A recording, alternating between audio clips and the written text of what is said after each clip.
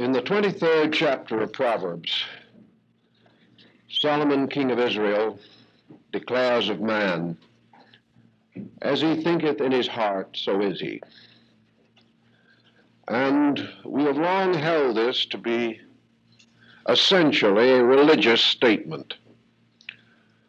As we come down through the centuries, however, and have had more opportunity to study man and his composite nature, we come to realize that this is a very scientific approach to the human problem of consciousness.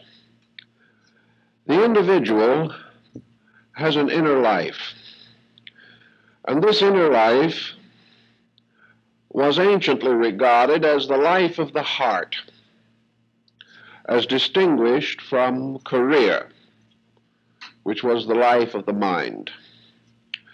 The individual's thoughts are very rational, but also sometimes very selfish. And as a balance to this, he has been given a deep emotional trend, a power to affirm value within his own emotional experience. And he expresses this value through friendship, through love, through unselfishness, and through dedication. These are essentially the powers of the heart. Now, it may well happen that due to the pressure of circumstances, the internal heart life of man is compromised, or perhaps is even corrupted. And of all the disasters that can occur, this is probably the most serious in terms of human activity. Man, moving from within himself, must orient in the world in which he lives. If this inner motion fails, or if the inner incentives of life are not adequate, the person's external career can never be truly successful. So most of our difficulties, particularly in personal relationships, arise from some failure of the heart in its psychic emotional function. And today we want to discuss this a little in the hope that we can convey some inspiration, courage, or insight which will help the individual to work with his own heart. For this is a very, very vital part of his entire way of life. In our generation especially, the duties of the heart have come to be more or less ignored. We use the heart very largely merely as an emotional instrument to be catered to be justified in various ways, and to become, so to say, the basis of pleasures, and all too often, without our consent, the basis of pain. What does the heart really stand for in the mysticism of religion? I think it represents essentially the instinctive adjustment which man strives to make with the creative principle of life. The individual has certainly a twofold nature and a twofold social problem. This was recognized long ago when religion divided the mistakes that men make into two groups called sins and crimes. We have added a group of lesser mistakes called misdemeanors. But the essential principle remains that there are mistakes against the code around us. We break the laws of our own kind. We break the statutes that have been set up for the regulation of human affairs. When we break these laws, we are said to have committed a crime. and we come under the punishment of the code with which we live. If, however, we break the laws of the heart, if we break the laws of conscience and character, if we make certain internal mistakes which throw us out of harmony with the universal purpose for our existence, we may then be said to have committed a sin. Because a sin is an act against universal truth, whereas a crime is breaking a rule which men have established. Actually, all crime begins with what we call sin, inasmuch as criminal codes are established to curb the excesses of human selfishness and human passion. Therefore, the criminal code became merely an instrument to protect society against the action of the individual who has broken faith with himself. Such codes we recognize to be daily essential to the continuance of a socialized order. But we also realize that there are a great many mistakes that we make, which can never actually come within the boundaries of a crime. There are mistakes for which we will never be punished by society, by any direct action, or by any direct code. But they are mistakes for which we will be punished. And our punishment lies largely in the damage which these mistakes cause to our own psychic integration. The individual who commits a sin is not merely one who breaks a theological rule or a rule set down by some church. He is a person who has broken faith with life. Buddhism presents this in a rather simple and direct way, pointing out that the universe in which we live is a great pattern of purposes. These purposes are not always obvious to us. In fact, many of them we will not discover in the years of our lives. Yet these purposes are valid. The mere fact that they exist as part of a great archetypal plan of things not only makes them valid, but makes them inevitable. The codes of law which men establish are constantly changed, modified, and too often exaggerated. But the basic laws of the universe never change. No change in human society alters them, because they are not concerned with human society, but with human character. A man, being a human being, has certain opportunities and responsibilities related to these opportunities. The individual, therefore, is responsible to the universe for his character, even as he is responsible to human society for his conduct. All conduct arises in character, and the individual will seldom perform an action which his character declares to be wrong. Thus, compromise arises in character itself. Either it fails to assert its full authority, or it is incapable of doing so. Deficiencies of character arise from a number of causes. One of the most common causes is ignorance. Another cause, which is almost as dangerous, is bad example. To live in a world in which all emphasis is upon conduct and no emphasis upon character will ultimately result in the decline of conduct, because conduct is an arbitrary thing. We follow certain laws whether we approve of them or not, simply because they are statutes and we are afraid to disobey them. But in matters of character, we follow the nature of character itself because we know that it is inevitable.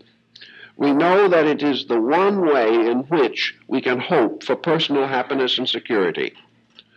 To break faith with character is to destroy the probabilities of a useful and a well-adjusted life. Now, we do not know all the rules governing character, but as Buddha pointed out, this is not necessary. We learn from daily experience, by observation from history and from the reports in all fields of learning, that which essentially can be done and that which cannot be done within the framework of character. We learn from long, bitter experience what is not good for character. And as we discover the fact, we become informed by a process of negations. We learn that we do certain things and the result is bad. Where the accumulative testimony of man unites in the statement that these circumstances are bad, have always produced bad, have never brought any integration to anyone, and can be directly traced as the source of most of the corruptions of conduct, then we do not need to understand any more than this. We realize that we live within a structure which we must learn to appreciate and obey. Buddhism has been called an ethical psychology for the simple reason that it points out that the individual must be right in character or he will be wrong in conduct. This is a very simple statement, yet it is a profoundly true one. In our way of life, we have devoted much time and attention to the development of abilities, the development of talents, and we have done all that we can do, up to the present time at least, to equip the individual for success or security in the physical world. By this we mean that we have given him the advantages of education, we have taught him a useful trade or profession, we have surrounded him with opportunities and inducements to improve himself as far as abilities are concerned, and we feel in an abstract sort of way that we have indoctrinated him also in the principles of character. Actually, however, this last assumption is an exaggeration. We have not. We have simply taught the individual to succeed in this world. We have given him very little understanding of the principles upon which a successful life must be built. The majority of our people, in this generation at least, graduate from high school. Yet they graduate from high school more or less equipped for a trade or a craft or a way of life, but they are not equipped to cope with the immediate problems of character. The individual leaving high school can almost immediately make a bad marriage. He has no defenses against this as far as his education is concerned. Nor has society troubled to assist him in outside ways to meet the challenge of his problems. We have divided personal problems from career. We teach career, but we do not give adequate insight into the solution of personal problems. Therefore, factually and actually, our education is incomplete. And it is not incomplete because we do not know better. It is incomplete because we have overlooked the fact that character is a financial asset. Today we may deny that this is true, and we look around ourselves and others and glance through the pages of our prominent journals and come to the conclusion that character is a debit, that the individual with character is predestined and foreordained to remain poor. Factually, this is not true. An individual with character does not have to fail in anything. An individual without character, however, is most likely to fail in everything, regardless of whatever other opportunities and privileges he may enjoy. Of those who graduate from school, a goodly number now pass on to colleges and universities. Here they receive further education. Here they are brought up to a professional level. Here they are introduced to forms of knowledge which will prepare them, according to our custom, for more executive or advanced positions. Yet the college graduate, leaving college, will also often immediately make a bad marriage. He has not been taught those principles upon which a good life can be built. Now, assuming that he has other skills but has not received this instruction, and he makes a bad marriage, can we deny that this is going to be a costly mistake in terms of personal security, in terms of finance, in terms of happiness, and in terms of incentives for further advancement in physical activity? We know in industry today that a bad marriage will ruin a career. We know also that a bad marriage will endanger the next generation for those children who come into that marriage. We know, therefore, that a bad marriage can be measured in terms of dollars and cents, not only in terms of the cost, but in terms of the consequences. We know also that it may result in heavy alimonies, may result in a heavy loss to the involved parties. Even if the individual receives alimony as a result of trying to solve a bad marriage, the person who receives the alimony is apt to be as damaged as the person who pays it. So we do realize that lack of character hurts physically. It hurts in our daily experiences with other people. It hurts us socially. It hurts us personally in our estimation of ourselves. And deficiency in character is one of the principal causes for psychological complications, which may in their turn lead to further physical expense as a result of years of counseling or even hospitalization for this lack of character. It is therefore impossible in our complex civilization to say that the development of skills is profitable and the ignoring of character is profitable. Such a conclusion is utterly false. In every department of life, character is the foundation of enduring success. To meet this problem of character, therefore, we must try to work with ourselves, and we must have some courage, some determination to make those changes which are necessary. Always in ethics or in religion, we must make certain efforts or attempts without any obvious certainty that they will succeed. We must say to ourselves, this I will do because I believe it is better. Then we must watch and wait for the results of what we have done. In Buddhism, experience becomes the final teacher.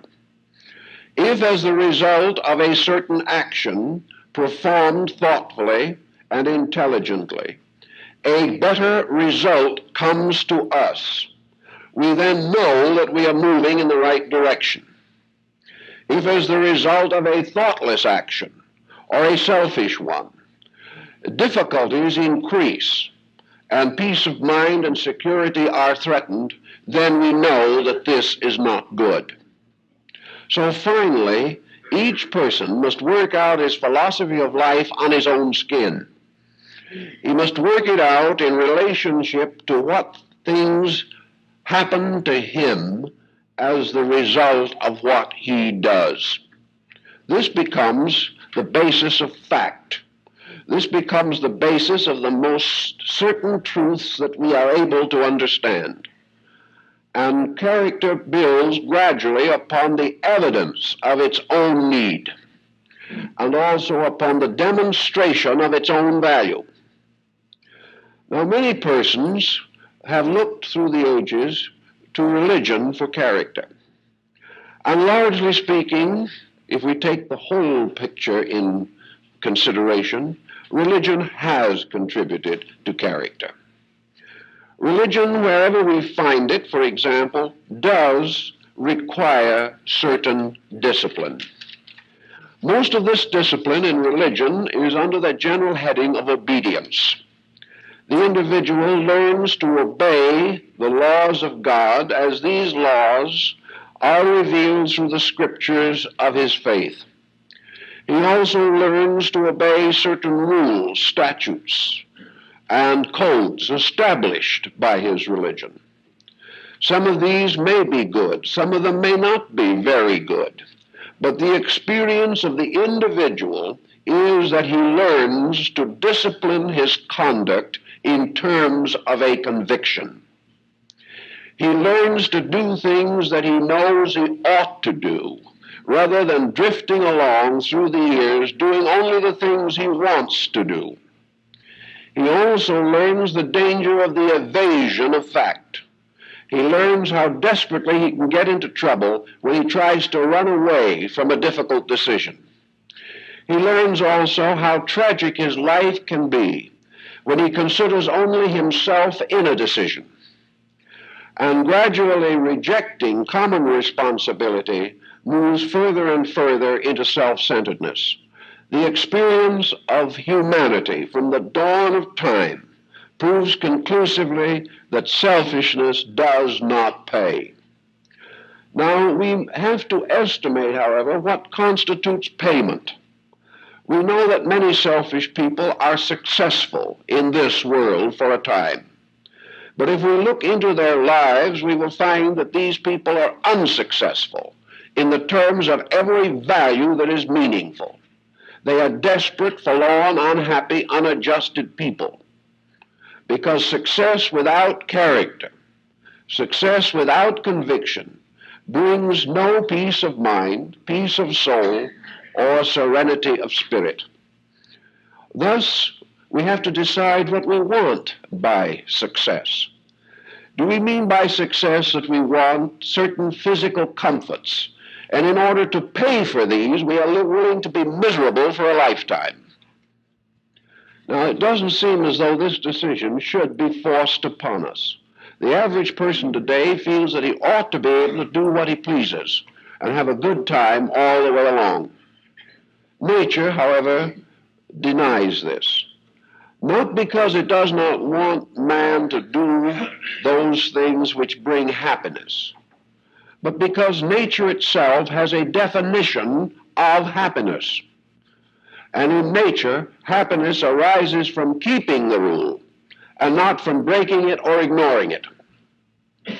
Thus, true happiness is nature's end. Nature wants us to be well-adjusted, happy, secure creatures. But nature knows how these things, these ends, must be accomplished, and knows that we cannot enjoy the good things of life just because we prefer to remain stupid. To meet these facts, we have to get into some basic set of convictions. As I have often pointed out, the only source we have for conviction that is adequate is the recognition of natural law. We know just as surely as the scientist that this universe is an exact structure.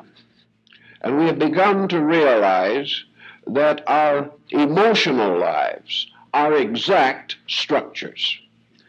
If in the development of one of our space exploring projectiles, we make a tiny error in some calculation, the projectile is a dismal failure. This mistake was not necessarily intentional. Certainly, no one wanted the mistake. This mistake was not because of hard-heartedness. It was probably the result of a certain degree of ignorance. We just did not know quite enough to take care of the problem before it arose. But science realizes that this process of knowing enough, this constant research into the laws of the universe, is the only procedure by which we can ultimately get that projectile into space and keep it where we want it. In order to achieve our end, we must understand law. We must apply law to our own problem without breaking law. And we must use the lawfulness of the universe to keep that instrument in space. This we recognize. We also know that wherever science exists, regardless of its intellectual attitude, science is paying homage to immutable principles with which it works every day. And the whole structure of science would collapse if any of these immutable principles suddenly cease to be immutable. So in the scientific world, we accept that in spite of our audacities, our egotisms, and our ambitions, we have to work within the structure of law or fail. This seems reasonable. We find it in every department of life. If we break the laws of music, our compositions are not good. If we break the laws of health, our bodies suffer. If we break the laws of mind, we are liable to suffer from mental sickness. We also have to recognize that the inner life of man has laws. It has rules. The heart of man, representing his consciousness, representing his inner motivations and inner convictions, this heart is ruled by laws. There are laws of man's affections just as much as there are laws governing projectiles in space. Our thoughts must be lawful or we are sick. Our emotions must be lawful or we are sick. And it is just as certain that any pattern built upon ignorance or violation of law will fail in our personal lives as it is certain it would fail on a scientific level. Thus, the wise ones from the dawn of time have tried to learn to understand the laws governing the parts of man's nature. They realize that man must render unto Caesar those things that are Caesar's, but he must likewise render unto God those things that are his. And to fail this in any respect is to ask for tragedy.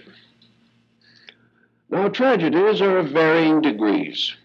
Those which arise from conscientious intention that does not quite work out are usually more or less minor tragedies.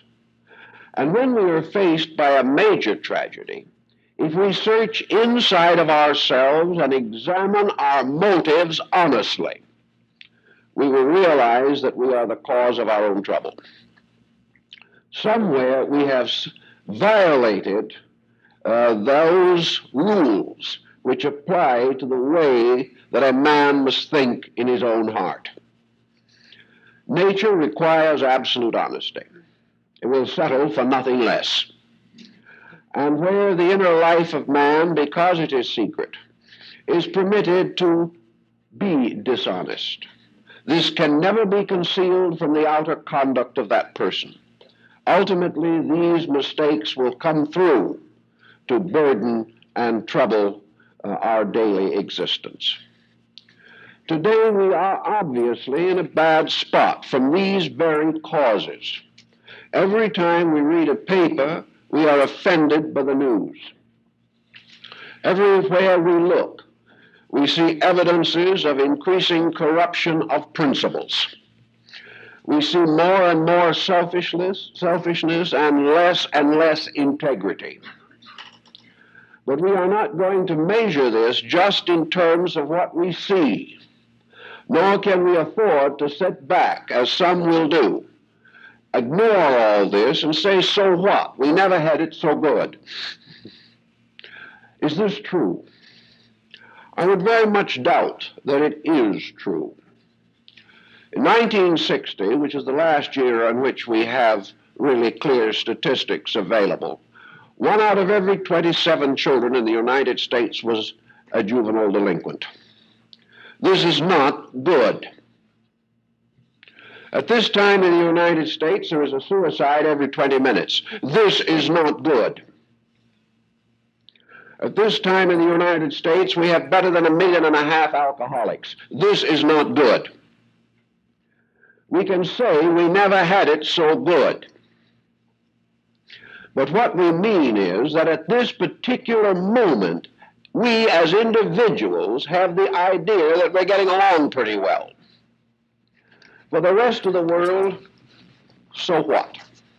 No one really cares. And by the time our own mistakes catch up with us completely, we are in such a weakened condition that we cannot even rationalize our own state. Actually, in the world today, we have really probably never had it quite so bad.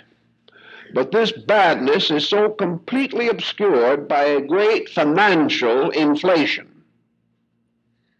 that we are trying to get along with the situation as it is. But what are we going to do about the fact that at this moment we have better than 600,000 persons in mental hospitals, and probably another 2 or 3 million who ought to be there, and are being treated in some way in a hope of keeping them from this unpleasant circumstance? We have at least 500,000, maybe a little more, for 600,000 statistically recorded divorces a year. This does not represent our full population, as we have a number of religious groups that will not permit divorce or make it so difficult as to be practically unobtainable. We do know, however, that from a socialized research project, that 50% of the American homes are in trouble. Under this heading, we say we never had it quite so good. We are just fooling ourselves. We look around and we try to figure out why this situation is as it is. And we also become more and more convinced that the entire ethical side of our national life has been ignored. Those few persons who retain powerful ethics do so as the result of early training or bitter experience. But practically no effort is made to turn out into our society educated persons with positive ethical convictions. Thus, we see around us a serious deterioration of our way of life. It is a little worse than it was 2,000 years ago. At that time, so-called ethical deterioration was restricted to a few decadent cultures in the Mediterranean area. Rome could fall apart, but the world remained about the same. The so-called primitive peoples still had their own quiet, positive, ethical codes. Today the situation is worse.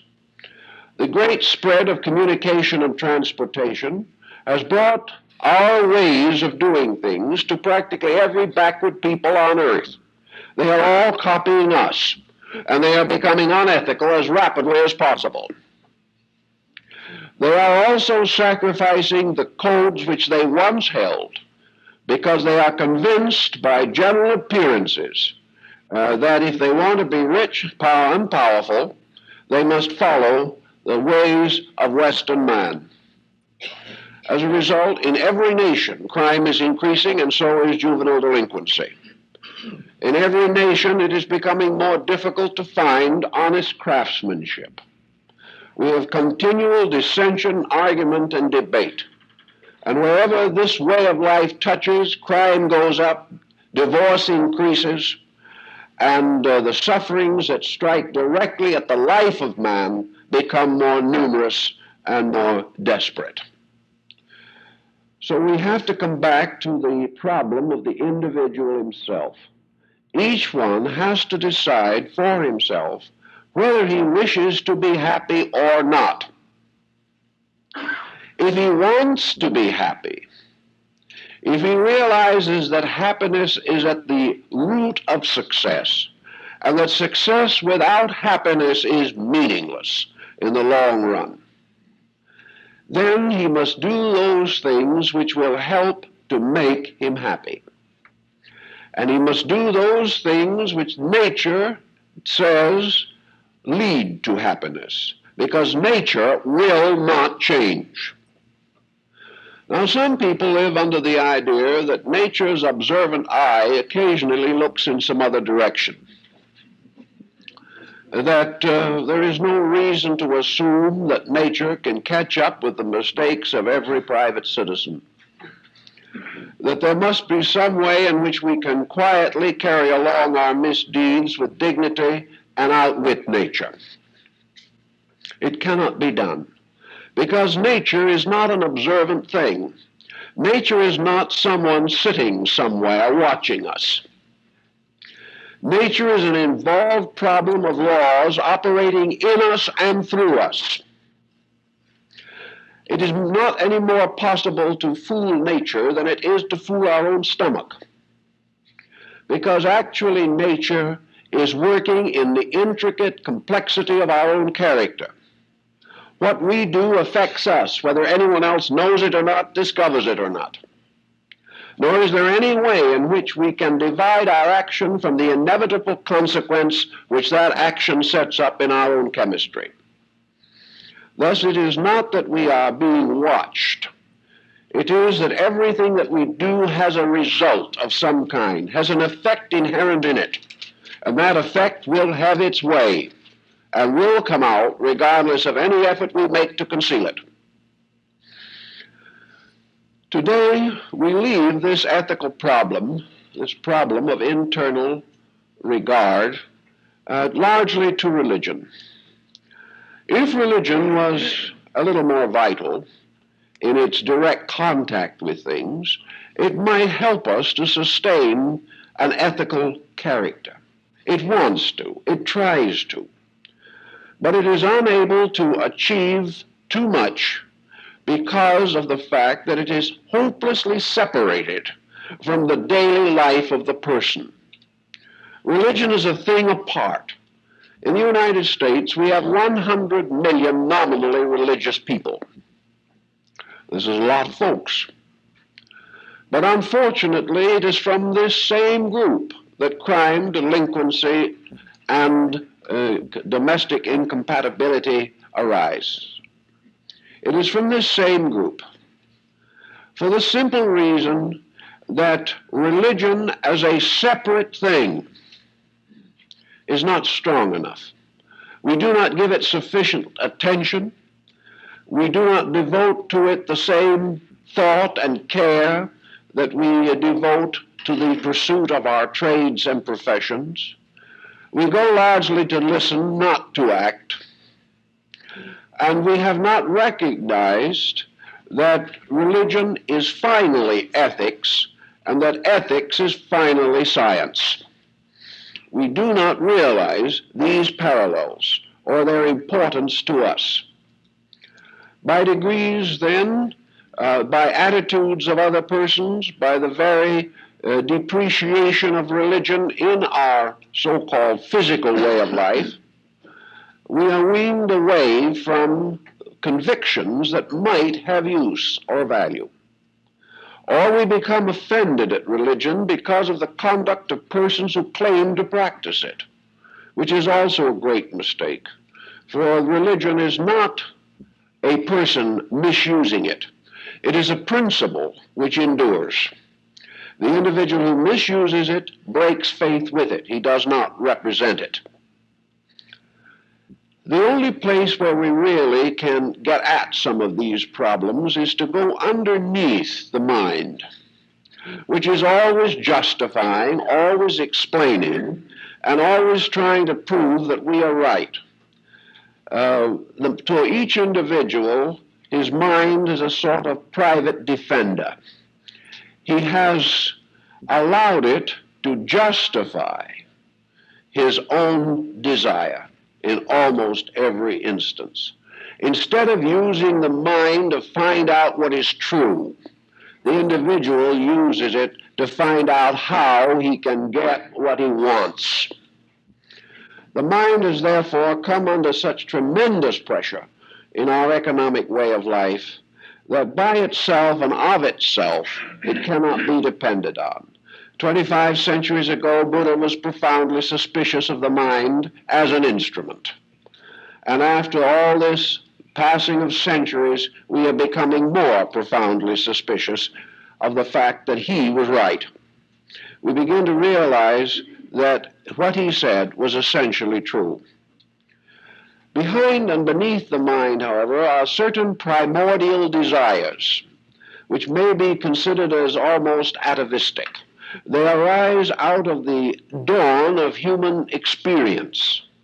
One of these desires that is as old as human consciousness is the desire to be happy. Actually, the individual wants to feel good inside. He wants to have a laugh in his soul. He wants to rise each day to a good world. He wants to come to the ability to sit down quietly, think about his own conduct, and be glad that he did what he did. Happiness also means, usually, happiness for other persons we care for. And the individual who achieves a reasonable degree of happiness is a valuable citizen in his community. He is a better parent, a better executive, and a better worker. This desire for happiness we've always had. Another desire that is very deep within ourselves is the desire to be of value. We do not want to live just as parasites upon the face of nature, nor do we wish to live merely to exploit each other. We do these things, but we're never very proud of them. And anything that we would like to conceal from another person, we should not do ourselves. Thus, the desire to be of some value or service to others moves all of us.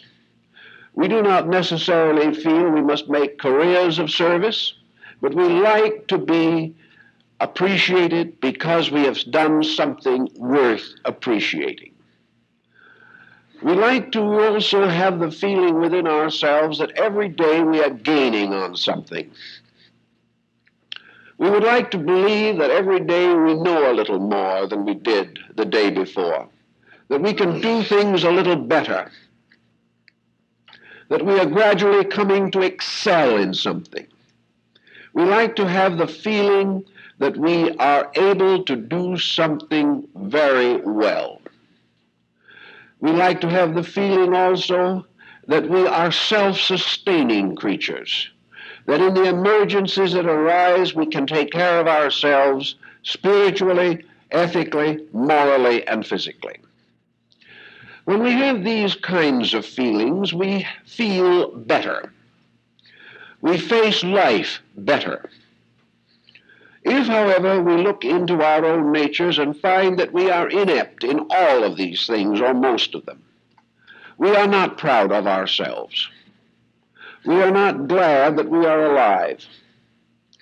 We may have certain desire to go on and do something better, but unless we have a realization of some degree of valuable accomplishment, we are not really happy people. Thus we discover by actually working with troubled persons that the average person's happiness actually depends upon certain achievements of his own. And these achievements are not primarily economic, but they do contribute tremendously to physical living, making this living more valuable and worthwhile not only to ourselves, but to any who are dependent upon us or are associated with us. The average person wishes to be a good expression of the problems with which he is working. He wants to feel that whatever he has done it commendably. and to the best of his own ability and insight. The only answer to this type of thinking is to get back inside of ourselves and try to work with the primordial instincts which we have been given as part of our cultural heritage. And to get back into that and work with it teaches us a number of things which perhaps we do not want to know. One of the things that it teaches us is the danger of the kind of ambition which forces us to compromise in order to succeed. The moment we have to do this, something inside ourselves is not happy. We may be outwardly glad for a little while, but very soon the consequences of the false sense of value begins to creep in upon us, and we set forth upon a career which will have too many ups and downs to have any permanent significance for ourselves. The human heart stands mysteriously within man as a symbol of the spiritual instrumentality of his life. In poetry and philosophy and literature, the heart signifies not only an organ in the body, but it signifies the peculiar moral power which particularly distinguishes man. We say a good-hearted person. We mean simply by this that the person is good. When we say that an individual has heart, we mean that he has courage. When we say that he follows the dictates of his heart, we like to feel that we are also saying that he is a person of honor and integrity. Thus, the heart has come to be the symbol of the principal spiritual ethical center in man's life. How we are going to unfold the principles of the heart will depend upon our ability to educate basic impulses. Knowing that the instinct in all human beings is basically to be kindly creatures, we must then equip this instinct to do these things which are valuable and necessary for its expression. We find that in emergencies, in tragedies, and in disasters, the humanity in man moves forward into expression. We forget our prejudices and our conflicts, and we work together for the period of trouble, because something in us moves out to help. We have this instinct, and yet we are constantly frustrating it or failing to permit it to manifest, lest it interfere with our ambitions or our purposes or our careers. Actually, this instinct to help will advance all career, because it is the basis of our proper relationship with life. The individual, because of the general lack of background contacts, of opportunities, experiences, and examples, does not at this time naturally educate his own heart. We assume that as a person grows up, he matures. But when in the process of growing up, we dedicate his energies entirely to one purpose, that purpose being to be a physical success, and fail to educate the rest of the person, then we deprive him of the skills by means of which he can accomplish his intentions. An individual says, "I wish I could build a house." Well, he can keep on wishing for a long time, and he will not be able to build a house.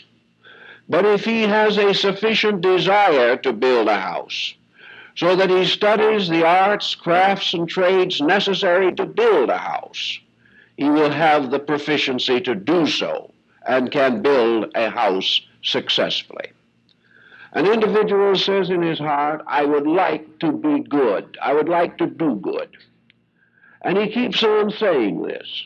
But if he does nothing to equip himself for a life of constructive endeavor, he will continue to wish to his dying day that he could do something better. Thus, it is perfectly obvious that the mind must be trained in order to use its faculties well.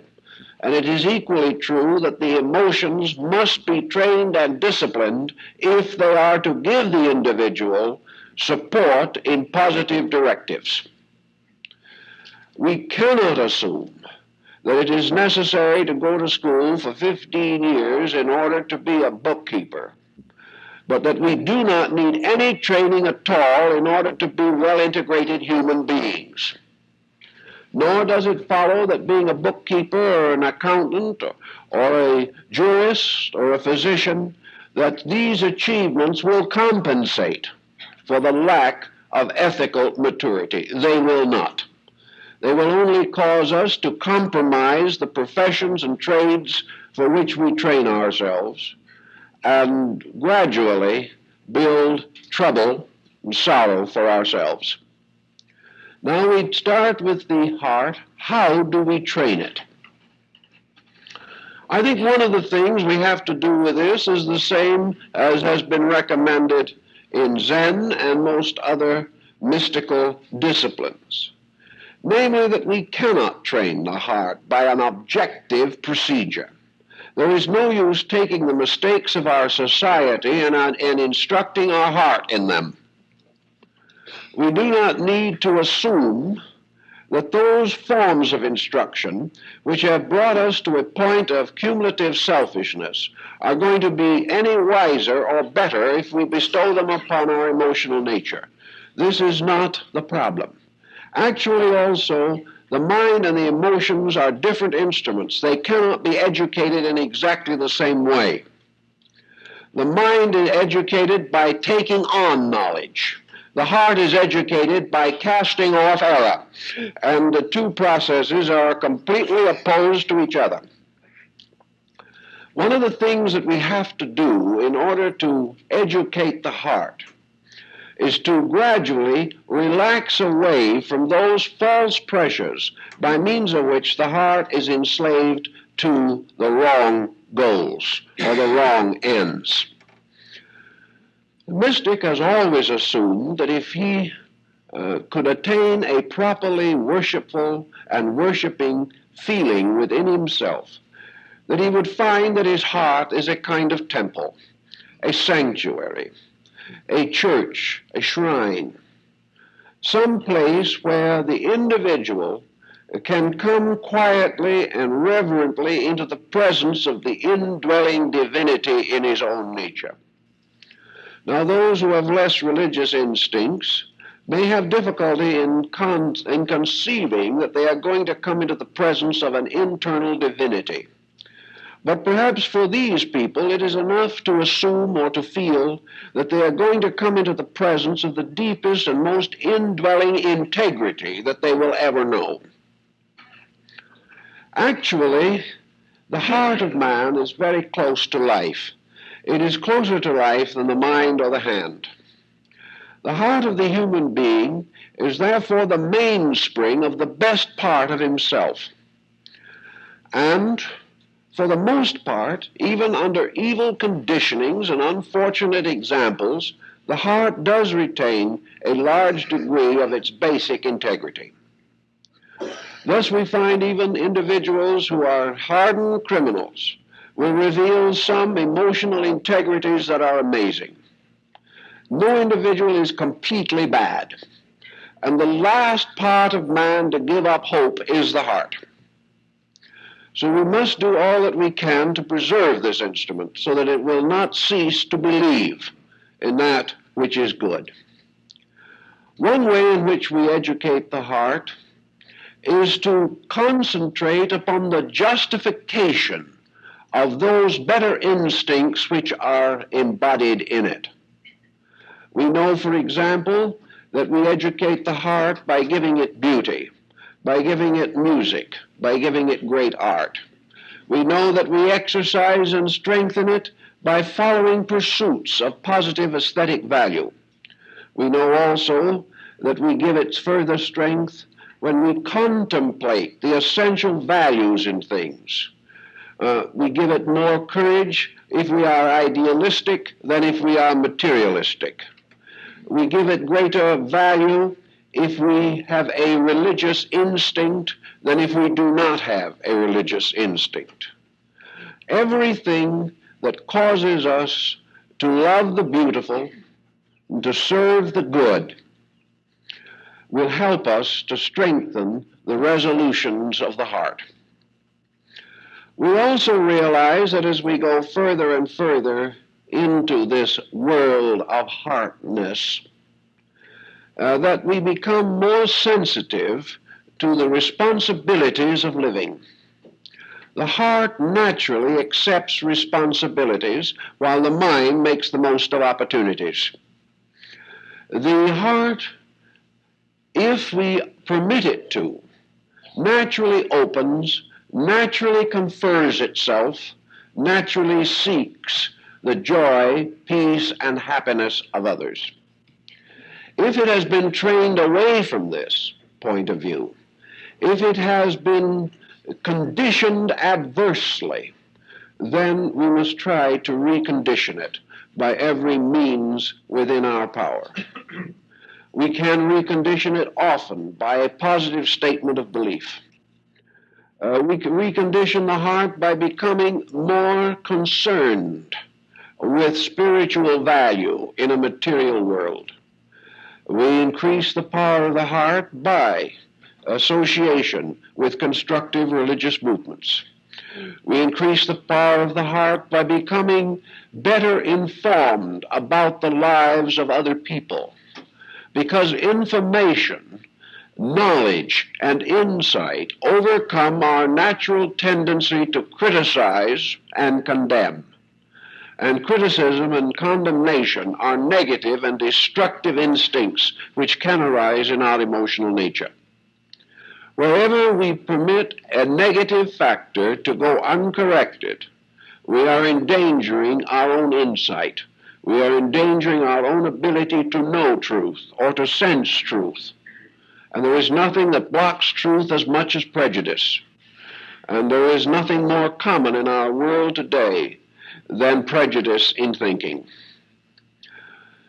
As we go further, we find also that the heart has duties, and that we have duties to the heart.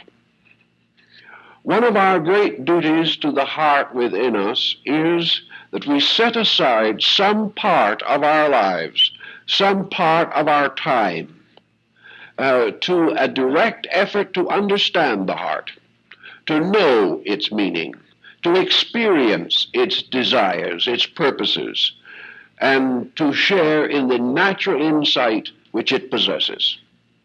Buddhism points out very wisely that to the degree that we reduce the intellectual conspiracy of our lives, to that degree we do permit both the natural processes of the mind and the natural instincts of the emotions to express themselves.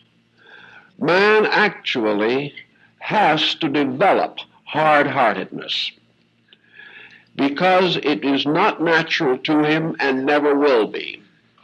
He has to develop suspicion. He has to develop hate. These are not natural instincts. For it is the natural instinct of man actually to be normal. And the idea that normalcy must be cultivated by some artificial procedure is wrong. What has to happen is that abnormalcy must be reduced by effort. The individual must gradually get away from his mistakes. And when he is through with those, the facts remain clear. The individual who stops interfering with his own integrity will have that integrity. He doesn't have to develop the integrity. He has to stop misusing it. One of the simple ways to get over a compound misinformation or lack of insight is, of course, to gradually reduce the tensions of the mind and of the objective emotions by means of which the basic inner life is prevented from functioning. We know definitely that we block that part of man which is the best of him.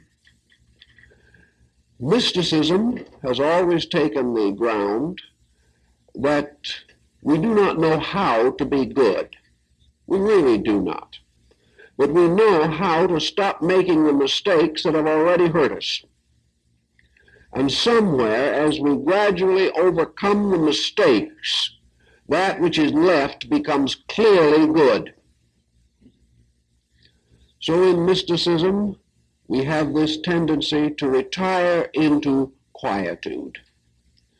We discover that one of the problems that we all face is our difficulty in getting along with ourselves. And this self we have trouble getting along with is the same self that everybody else has trouble in getting along with. It is also the self which our friends and relatives have difficulty getting along with. So if we are not able to live with ourselves, we cannot really expect to live happily with anybody else.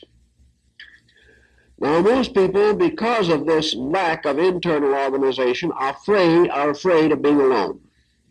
They're afraid to face any problem with their own strength because they know they haven't got any. Now, this is a very low point in human development. It indicates a compromise and a loss that we cannot afford. So we have to learn gradually that the only strength we will ever know and ever have is in ourselves. Everything we lean on can collapse.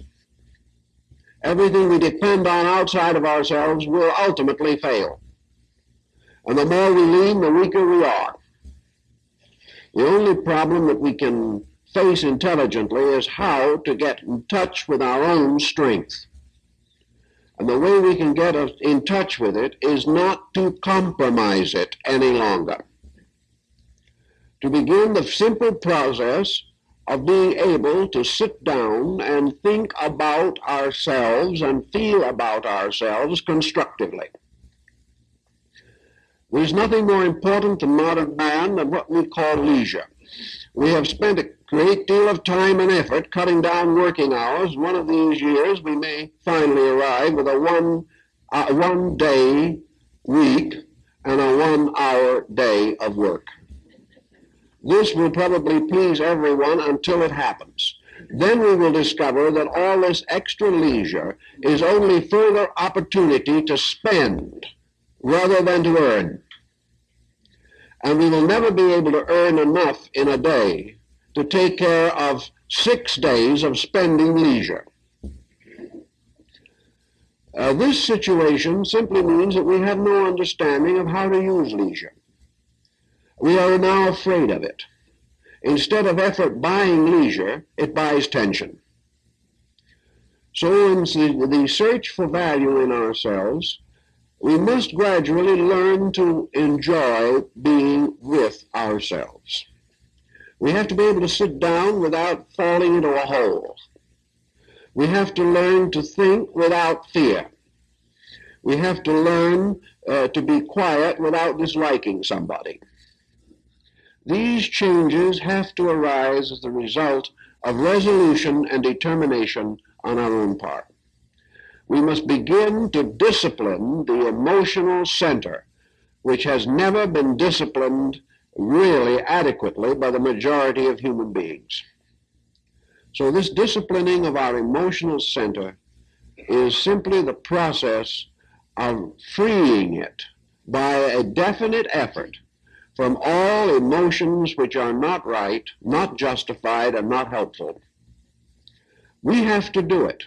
Even if we go under psychology, we will ultimately have to do it.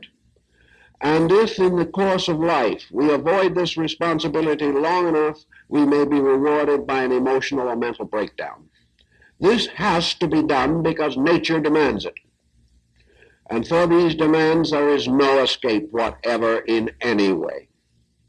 The only thing we can drift to without discipline is tragedy. So discipline begins the process of leading and guiding our own conduct into harmony with a character which we regard as important. Now, I've known a great many people, and I've worked with a great many people, but I have met very few, if any, who did not have some concept of character which was better than what they were practicing in conduct. Most people know what they should do, but they lack the incentives, they lack the strength of character to do it. Now, this doesn't mean that they know all that they should do to the end of time, but they do know what would help now if they would only do it. The individual who is an alcoholic says, I know I should stop drinking, so he keeps on drinking. The individual who has certain tendencies to misrepresentation or prevarication will frankly tell you that they should tell the truth, but they don't feel like it. So the idea that we are all wandering around here without knowing what to do or how to do it is an exaggeration.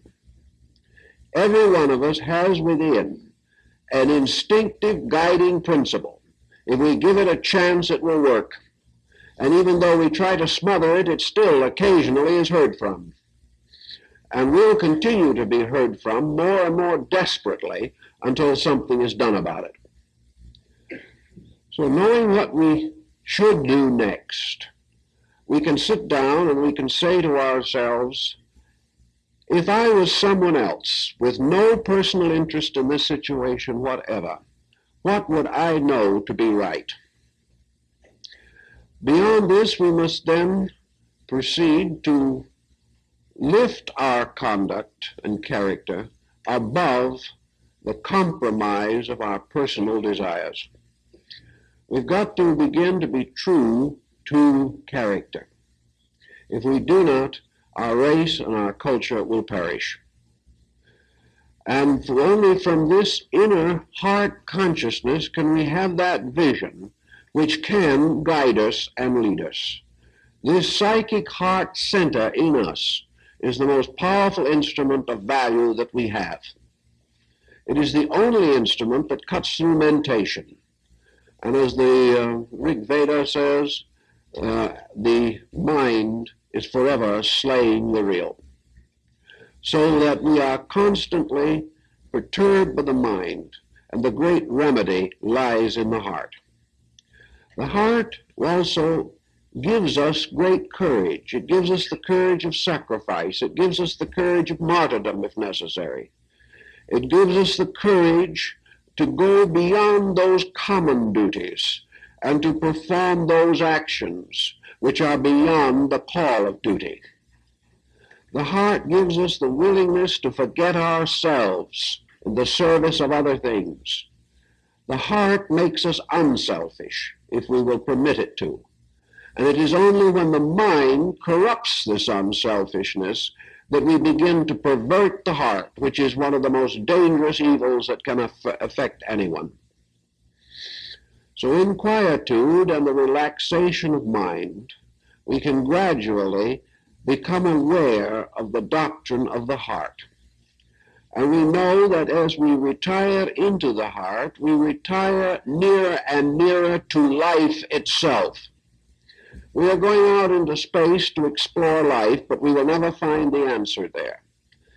Infinite wisdom in its own infinite wisdom has put all the answers that man can ever need so close to man that he does not have to walk around the block to find them.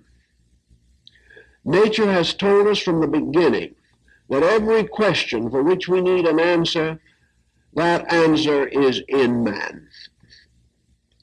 Man's only instrument is himself, and with this instrument he must solve himself. Certainly he can transport his physical body to another planet. This is perfectly possible. But when he gets to that other planet, he will still have to live with his own heart and his own mind. And the solution to these basic problems is not in space travel, but into penetration of self. In Chinese philosophy, when you go into the idea of the heart doctrine, you go into the very core of man's existence. And you find that when you reach the heart, you reach also a series of bridges. For from within the heart of man there are bridges extending to the infinite in all directions. The heart of man is the gateway to the eternal. And those who have never explored this path, who have never attempted to open this gate, are not qualified to say that this is not true. They may deny it. We may even be ridiculed for believing that these things can be so. But those who ridicule are themselves up to their neck in trouble. The ones who ridicule are miserable also. So what value is their ridicule, or what deterrent power should it exercise? If the miserables say that there is no end of misery, what have they said? Nothing. But all through the world and down through history, there have been individuals who have explored the regions of the heart. They have sought to know what was in this core. And wherever they have sought, in history or in nation or in race or in time, they have come to identically the same discovery. They have discovered that indeed the road into the heart is the golden road that leads to everything that is right and proper for the human being. That the individual who finds his own heart, who learns to live with it, who learns to know it as a magic garden within himself, where grow the values of life, which are beautiful flowers growing in the soul. The individual who has made this discovery is by this circumstance alone enlightened in character. He becomes aware of facts that he can no longer deny. He comes into experiences which are so important that he can no longer afford to sacrifice them and has no instinct to. And he discovers that with all the chaos in the world, no man is further from peace than he is from his own heart. Now, this heart peace in man is not a selfish peace. It is not the running away into the self in order to escape the bruises of the world. This heart peace does not make the person avoid or evade. It does not make the individual neurotic, because it gives him the courage which those who have attained it have expressed from the beginning. It has given the courage to die on the cross for man. It has given the courage to drink hemlock rather than to compromise a principle. It gave courage to the Christians in the arena of Rome. And down through history, it has given courage and insight to every important, significant human being who has ever come. It gave courage to Washington as he knelt in the snow in Valley Forge and prayed to his eternal God. It gave courage to Abraham Lincoln in those long, dark days of the Civil War. It gave courage to Thomas Edison to search for the answer, to bringing one kind of light to mankind. It has given courage to stand for principle regardless of cost. It gave courage to Mohandas Gandhi and made him perhaps one of the greatest men of the modern world. Therefore, we cannot say that this search into self and the building of a life upon a strong, enduring faith in good, we cannot say that this is a maudlin sentimentalism by means of which people simply sacrifice the right to be wealthy or secure. These great persons have sacrificed nothing. They have given up something that never existed in the first place and found in exchange for it something that has always existed and can never change and is the basis of peace. So in this search for the heart in us, this is not a vain search, nor is it a vanity search. Nor is it an effort to find some kind of security against the winds of trouble. This search is for our real selves, for our normalcy, for our happiness and our peace of soul. It is the kind of search which makes it possible for us to be people, because we are really our own humanity only when we have found the mystery of the heart, have found its tremendous contribution to the perfection of our own lives. If we go further and further into this realization, we come also to great strengths that we have not otherwise been able to know. As Zen points out, the discovery of the heart doctrine is not by authority but by experience. Once we begin to move in on this, once we begin to do those things that are necessary, things happen which we can no longer deny. We discover that we can achieve to this tranquility of spirit, this peace of soul, and yet with it not sacrifice anything that is worthwhile in life. In fact, everything in life becomes more worthwhile. Thus, in the development of our inner resources, if we can move quietly toward the discrimination and disciplining of our own hearts, if we can say very frankly of a certain emotion, this is not true, therefore I will not maintain it.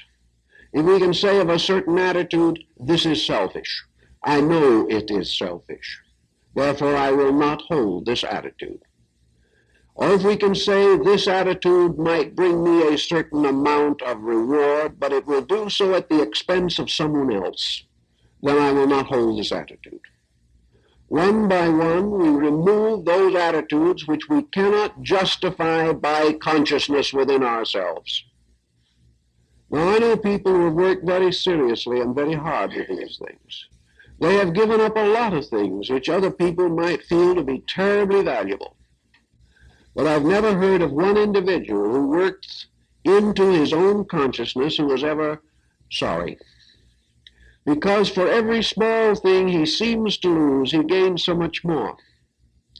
He gains values that we will never be able to appreciate until we also experience them.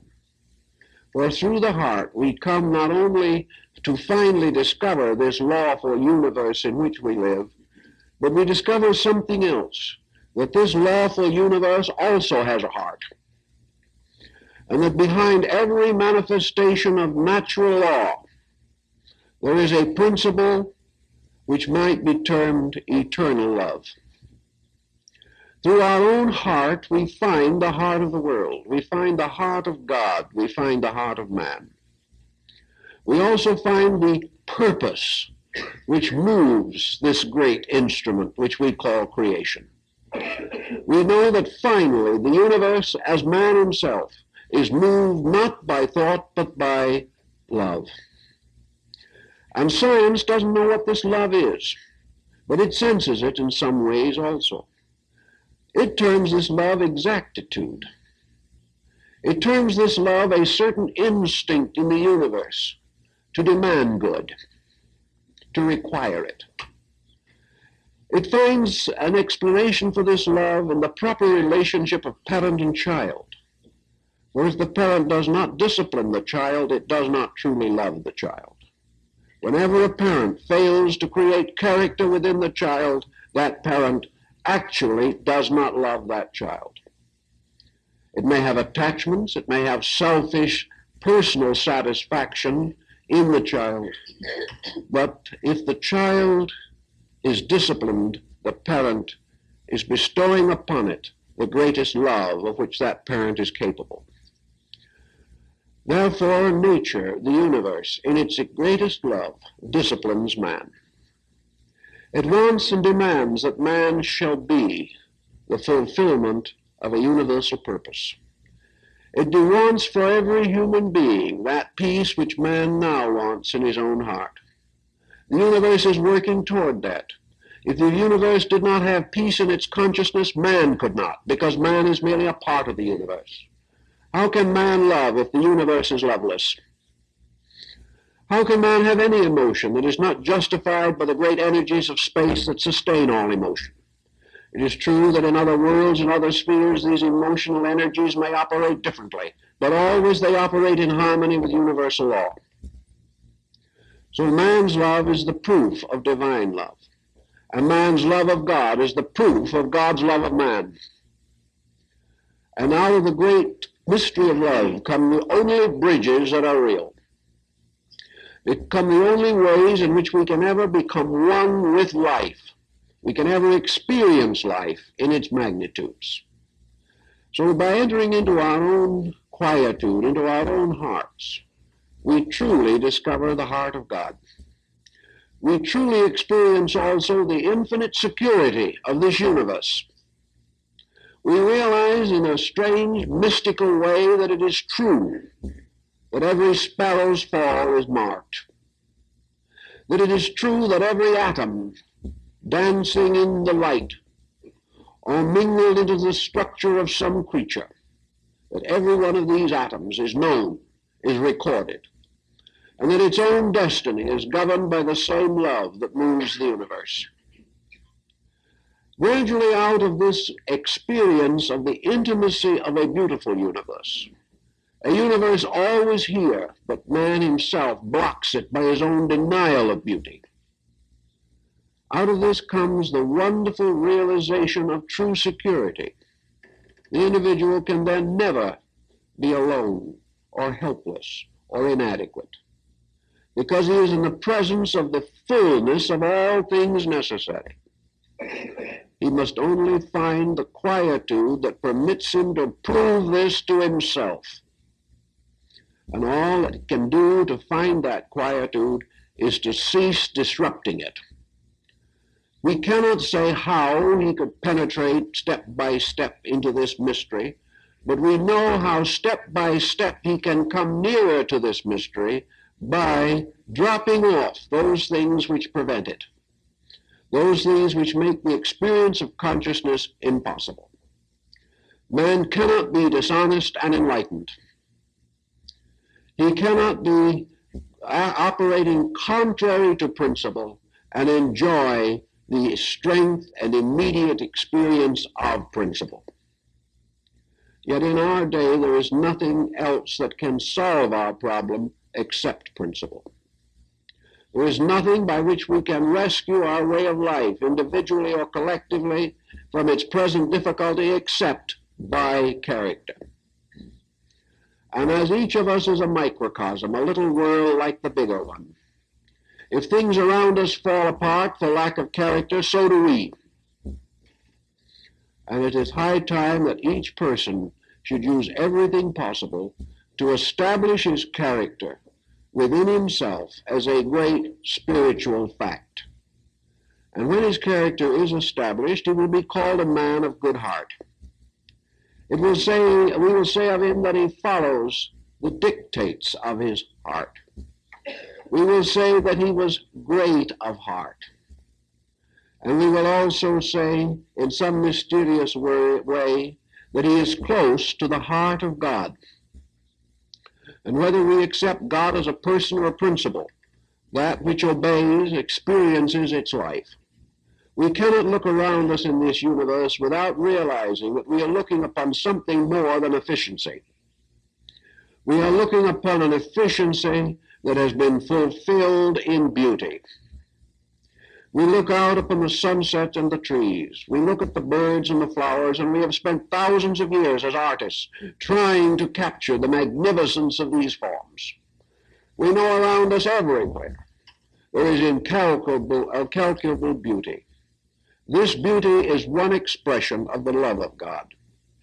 Whereas the strength of the law is its courage, its steadfastness, so the beauty of the law is its love. And everywhere nature guards and guides. And man, in order to enjoy his true place in this guiding existence, simply has to find it in his own heart. And finding it there, abide by it and abide with it. And if he does so, he will no longer be troubled. For once he understands, then no longer will his heart be troubled.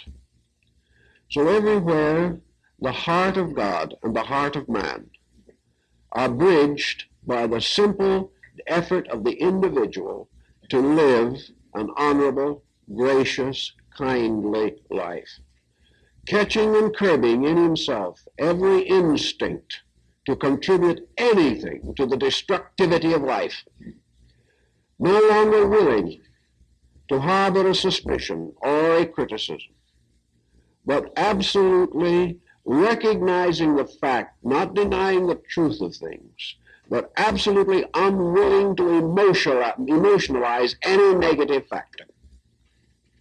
Seeking always in this thing for its good, seeking in it its value, and realizing that the things in this world that we dislike are merely personifications of problems we have not solved.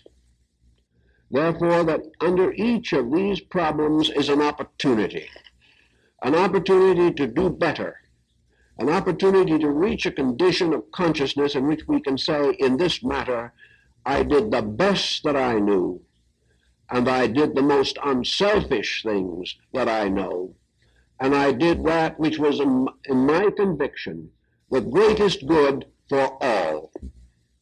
In this way, gradually building this sense of integrity in ourselves.